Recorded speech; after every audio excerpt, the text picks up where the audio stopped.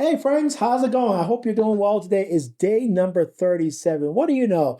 We've been doing this for now 37 days, and I'm so glad that you're walking with us during these very fascinating summer days. And we hope and pray you're doing well, you and your family. If you're traveling, we love you and we're praying for you. And thank you for being part of this devotion. So, Summer 66, day 37, we're talking about the book of Haggai.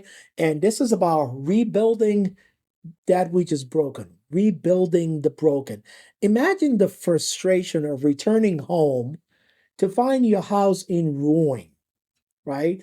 And I lived through Hurricane Ike. I lived through Hurricane Harvey in Houston and the devastating effects of those storms.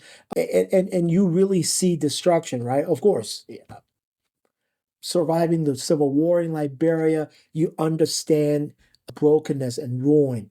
A place that was meant to be a place of shelter and protection now stands broken and destroyed. Haggai speaks to all of us when you experience that destruction, right? So Israel is off into exile. They return from exile. The temple lays in rubble. Their faith is shattered. The question hanging over their head is it time to rebuild? Okay. So Haggai's call is direct and urgent. Rebuild the Lord's house. Rebuild your lives around God's priorities. Couple of key verses in Haggai. This people says the time has not yet come to rebuild the house of the Lord. That's Haggai chapter 1, verse 2. And in Haggai 1, 5, it says, give careful thought to your ways. And then I love Haggai chapter 2, verse 9.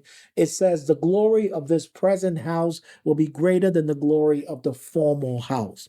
A little bit of the historical context here. This is a post-exilic literature. It talks about the returning Israelites and facing discouragement, coming back to their homeland and seeing their home and their communities in ruin. The temple was incomplete. The opposition was fierce. Their own resources were limited. Then Haggai's message confronts their complacency and calls them to renew their devotion to rebuilding God's house. What's the theological depth here in the book of Haggai? Haggai reminds us that God's kingdom isn't built on human strength, but is built on obedience and is built on trust. The temple represents God's dwelling amongst the people. It is the center of worship and identity and hope. A couple of practical takeaways. Number one, access what areas in your life needs to be rebuilt. Right? Just think of places in your life where maybe your relationship with the Lord or your relationship in prayer or in God's word or in worship or in community is a little has faltered, and think of how those can be rebuilt, whether it's spiritual, relational, practical. Practical takeaway number two is don't let discouragement delay your obedience to God's call. Right, God, it's way too much for me, and I'll do it next week. I'll do it the week after. Don't let discouragement delay your obedience to God's call. Number three, trust that God's restoration can exceed the past glory or things that may have been taken away from you. Right, and then number four, prioritize God's presence over personal comfort or convenience.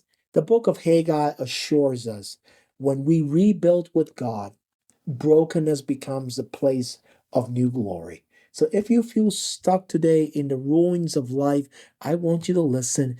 God is calling you to rebuild, but this time rebuild with God. God's got you. We'll see you back here tomorrow. Bye.